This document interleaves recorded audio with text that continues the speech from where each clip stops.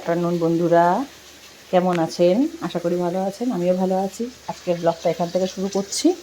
এখন বাজছে হলো 12:30, পৌনে 1:35, 12:35।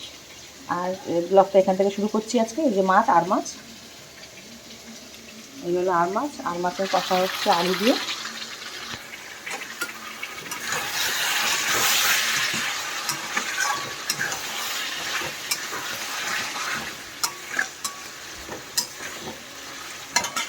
আলু দিয়ে একটু মাখো মাখো হবে, আর চাল কুমড়ো ছেঁচকি হবে, আর হবে এখানে এই যে ছাকা তেলে উচ্ছে ভাজি।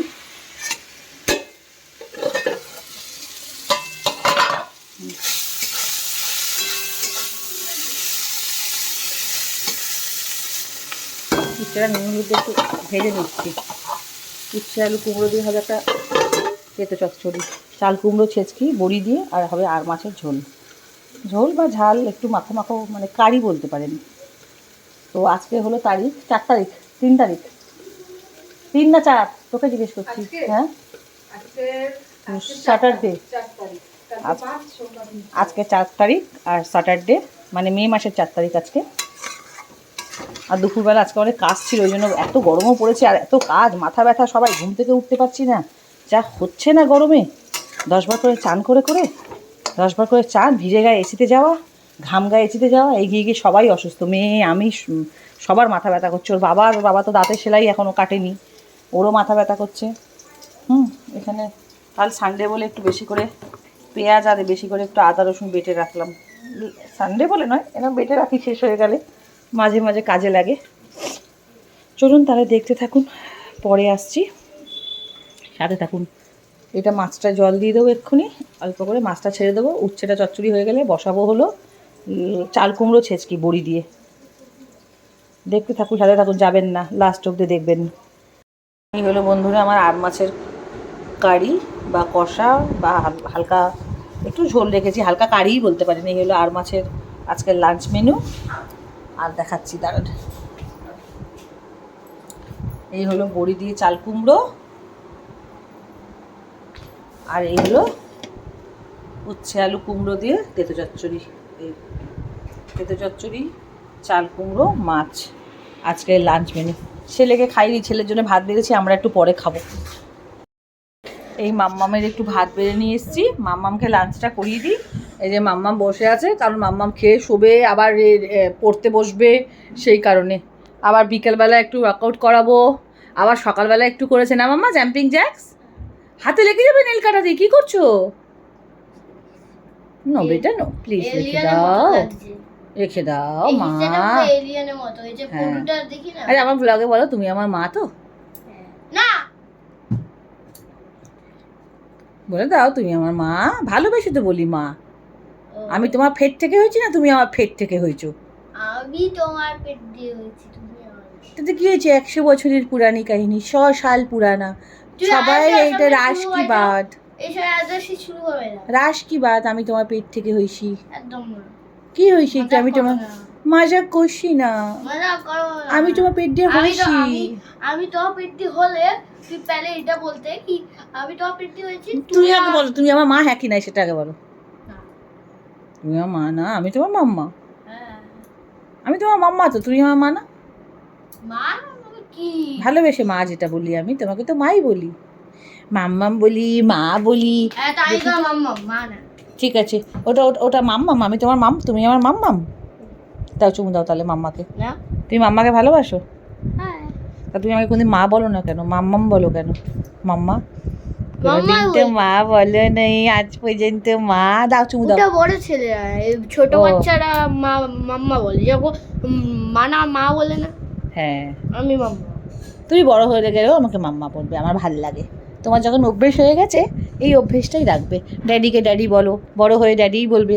দাও চুমু দাও। তুমি এই অভ্যেস পাল্টাতে পারবেও না, এত সহজ না। চলো লাঞ্চ করে নাও, সবাইকে একটু বলো গুড আফটারনুন। গুড আফটারনুন বন্ধুরা, দেখো আপনারা সবাই কেমন আছেন? বলো আপনারা সবাই কেমন আছেন? আমি ভালো আছি, আমার পড়াশোনা জবরদস্ত চলছে। বলে দাও। Thank you. চলো 1 স্টার্ট, 1 2 বডি ভাঙবে না, 3 4 5 6 7 ভালো করে করো, হ্যাঁ। গুনছি মনে মনে। বডি ঝুঁকবে না, বডি ব্যান্ড হবে না, শুধু পা উঠবে। চলো করো করো। হ্যাঁ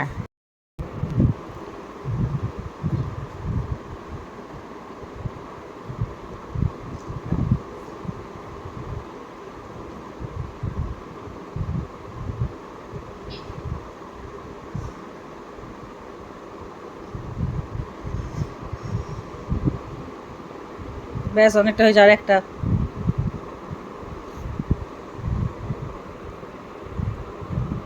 ঠিক আছে।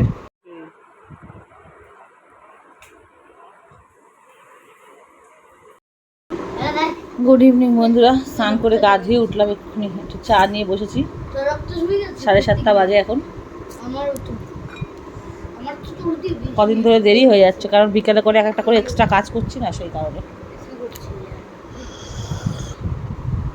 চাটাকে আরো ঠান্ডা হয়ে। এখানে সন্ধ্যেবাতি দেওয়া হয়ে গেছে। ওতে আজকাল দুদিন ধরে, আজকে শনিবার না, কালকেও জ্বালিয়েছিলাম, আজকেও জ্বালিয়েছি, কর্পূর জ্বালিয়েছি। বুড়ি শক্তি দূরে থাকে কর্পূর জ্বালালে, শনিবার করে আরও বেশি ভালো, শনি মঙ্গলবার।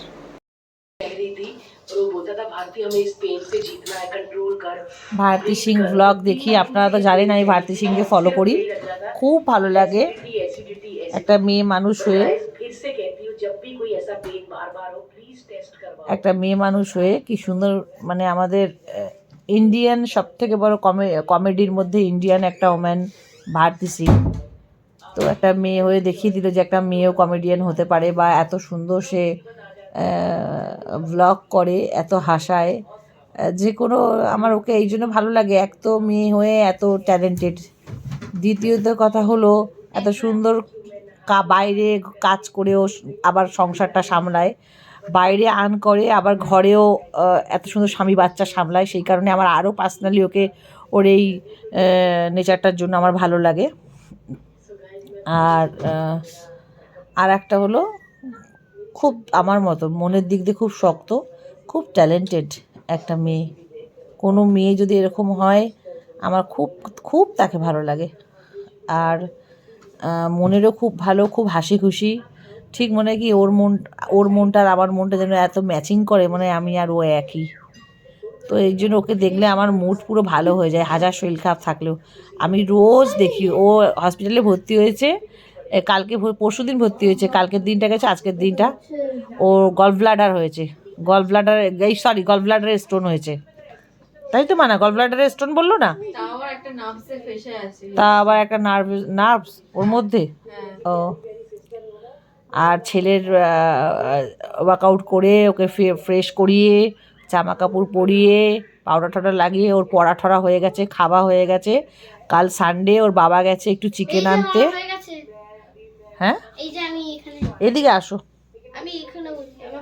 এদিকে আসো, ওই দিক দিয়ে আসো হেঁটে। আমার পায়ে লেগেছে। ঠিক আছে, লাগুক, জিম করলে একটু লাগে। ওটা না, ওটা তাড়াতাড়ি আসো। ওটা লাগে। আমার পায়ে লাগছে। ও সরি। এই যে দেখো, দেখো তোমাকে দেখা যাচ্ছে না, ব্ল্যাক গেঞ্জি পরেছো বলে। আরে আলমারি দিয়ে লেগেছে, আলমারি দেখে এটা লাই যায়। দেখো, ও বাবা, কি রে, এই ছেলের আঙুল তো কেটে গেছে রে লেগে। ও মাই গড, তোর বাবা গেলে একটা বোরোলিনটা আমাদের শেষ হয়ে গেছে রে। ওটাই তো। ও মামা আমি দেখছি কি ওষুধ লাগিয়ে, নিশ্চয়ই তো কোনো ওষুধ আছে, লাগিয়ে দিচ্ছি, দাঁড়াও, সরি। আমি এতক্ষণ তো তুমি এত এইভাবে বলছো, আমি খেয়ালই করিনি। দুধ বসিয়ে এসছিস, ডিম সিদ্ধ বসিয়েছিস, ভাই আর তুই একটা একটা করে খেয়ে নে ডিম সিদ্ধ। আর এই ব্লগ দেখছি, শুয়ে আছি, ওর বাবা গেছে একটু বাজারে, কাল সানডে বলে। মাম্মার সব কিছু কমপ্লিট করে খুব খাটছে, দুই ভাই বোন দুদিন ধরে খুব খাটছে। পরে আসছি, সাথে থাকুন, দেখতে থাকুন। বাচ্চারা খাচ্ছে একটু হাফ বয়েল ডিম, এই যেরকম তলতল করছে কুসুম, আর একটু খাচ্ছে তেলে ভাজা না, একটু পোড়া পাঁপড়, এটা হজমও করে ভালো। আজকে ব্লগটা বন্ধুরা জানি খুব একটা কিছু ভালো হয়নি বা বড়ও হয়নি বোধহয়, জানি না কতটা হয়েছে। আর ভালো ব্লগ আজকে করতেও পারিনি, মন মেজাজটাও একটু খারাপই ছিল, মাথাটাও খুব ব্যথা, ঠান্ডা লেগে শরীরটা খারাপ, খুবই ঠান্ডা লেগেছে, মানে এত ঠান্ডা লেগেছে সমানে হাঁচি দিচ্ছি। তারপরে বাথরুম আজকে আবার এই সন্ধেবেলা করে একটু করে জল থাকে বলে, আর দিনের বেলা গরমে তো এত কাজ করা যায় না, ওই বাথরুমে ঢুকে আজকে আমার যে বাথরুমটার আপনাদের ব্লগে দেখিয়েছিলাম, বাথরুমের ট্যুর দিয়েছিলাম, সেটাই আজকে পরিষ্কার করেছি। একে তো আমার হাতে যন্ত্রণা, বাথরুমে পড়ে গিয়েছিলাম, একটু তো কাঁধে ব্যথা ট্যাথা হয়, যেহেতু তো পড়ে গিয়েছিলাম একটা ব্যথা রয়েই গেছে। আর সেই কারণে হাতটা খুবও যন্ত্রণা করছে, কাঁধ থেকে হাতটা, আমার হাতগুলো যেন কেমন দুর্বল হয়ে গেছে অপারেশন হওয়ার পর থেকে। এত স্লাইন চলেছে, ব্লাড চলেছে, এত ইঞ্জেকশন পুশ করেছে না, হাতগুলো গেছে আমার দুটো হাত। আর সেই নিয়েই আমি আজকে বাথরুমটা পরিষ্কার করেছি, একদম ঝকমক করছে বাথরুম। আর সেই জন্য ব্লগটা বেশি ভালো করতে পারিনি। আর ইনভার্টারের কথা যেটা বলার ছিল সেটা ভেবে রেখেছিলাম আর একবার বলবো, যে ইনভার্টারটা শুধু যে মানে নিজের বাড়ি হলে লাগাবো, কারেন্ট যাক না যাক সেই সব তো কালকে বললামই, সবই তো শুনলেন, কিন্তু ইনভার্টার লাগিয়ে রাখার তো বিপদ তো বলে আসে না, খুব জরুরি ইনভার্টার লাগানোটা, যাদের সামর্থ্য রয়েছে, যাদের ক্ষমতা আছে বা নিজের বাড়ি, তাদেরকেই বলছি।